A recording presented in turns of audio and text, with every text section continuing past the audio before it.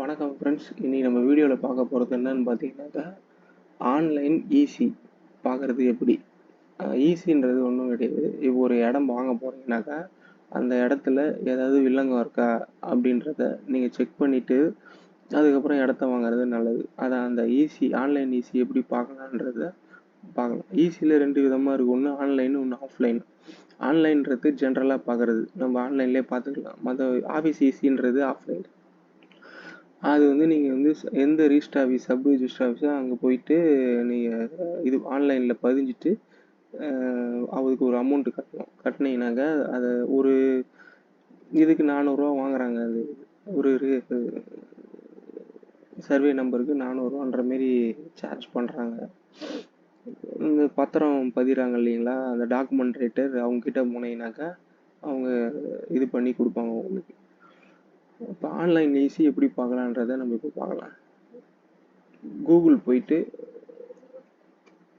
Online easy Tamil Nadu கொடுத்தீங்கன்னாக்கா first லிங்காக இருக்குது பாருங்கள், inspector general of registration தமிழ்நாடுன்னு சொல்லிட்டு.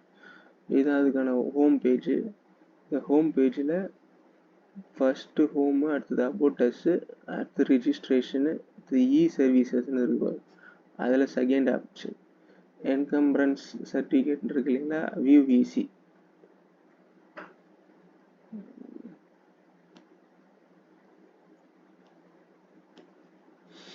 அதில் 3 விதமாக நீங்கள் ஈஸி சர்ச் பண்ணிக்கலாம். ஒன்று வந்து ஃபுல் ஈஸி, அடுத்தது அந்த பத்திர காப்பியில் டாக்குமெண்ட் நம்பர் இருக்கும், அதை வச்சு நீங்கள் சர்ச் பண்ணலாம்.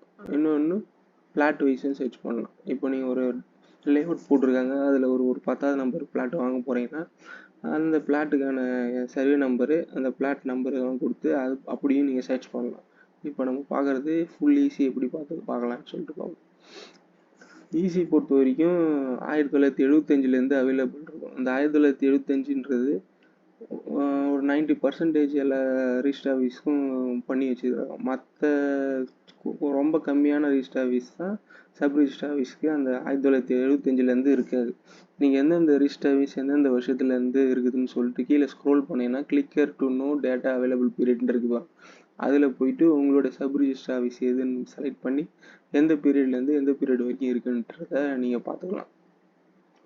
இப்போ நம்ம ஃபுல் ஈஸி பார்க்க போகிறோம். இந்த ஃபுல் ஈஸிக்கும் ஆஃபீஸ் ஈஸிக்கும் என்ன வித்தியாசம்னாக்கா, ஃபுல் ஈஸி பார்க்கும்போது அந்த உங்கள் பர்டிகுலர் சர்வே நம்பரில் இருக்கிற எல்லா டாக்குமெண்ட்டோடைய டீட்டெயில்ஸும் அதில் வந்துடும்.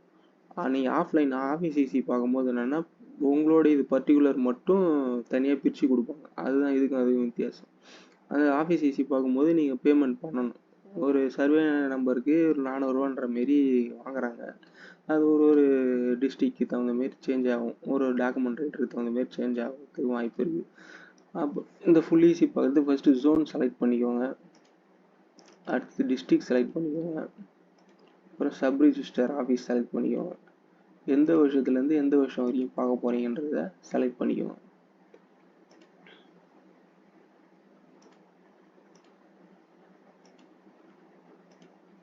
அதே போல் இன்னைய ப்ரெசன்ட் டேட் நம்ம செலக்ட் பண்ண முடியாது, ப்ரீவியஸ் டேட்டை தான் செலக்ட் பண்ணணும். அடுத்தது வில்லேஜ் செலக்ட் பண்ணிக்கோங்க, சர்வே நம்பர் கொடுத்துக்கோங்க. சர்வே நம்பருன்றது மெயினாக அது சப்டிவிஷன்னு தனியாக இருக்கும். சப்டிவிஷன் இருந்தால் கொடுங்க, இல்லைன்னா சர்வே நம்பர் மட்டும் கொடுத்துக்கோங்க. ஆடு கொடுத்துட்டு கேப்சா கொடுத்துக்கோங்க.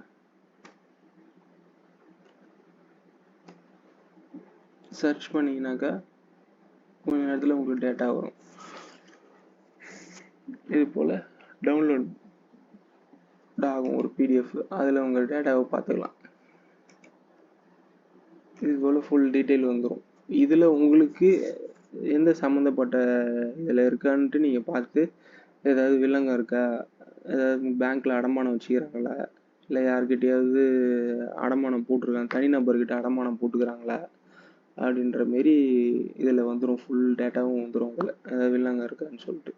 இப்போ சொத்து கிளியராக இருக்குதுன்னா நீங்கள் அதுக்கப்புறம் ஆஃபீஸ் ஈஸி ஆன்லைனில் பதிஞ்சிட்டு அடுத்த ப்ரொசீஜர் என்னவோ வாங்குறதோ விற்கிறதோ எது வேணாலும் நீங்கள் ப்ராப்பராக பண்ணிக்க வேண்டியது தான். Okay friends, thank you. வீடியோ பிடிச்சிருந்தால் லைக் பண்ணுங்கள், ஷேர் பண்ணுங்கள், கமெண்ட் பண்ணுங்கள். Thank you friends.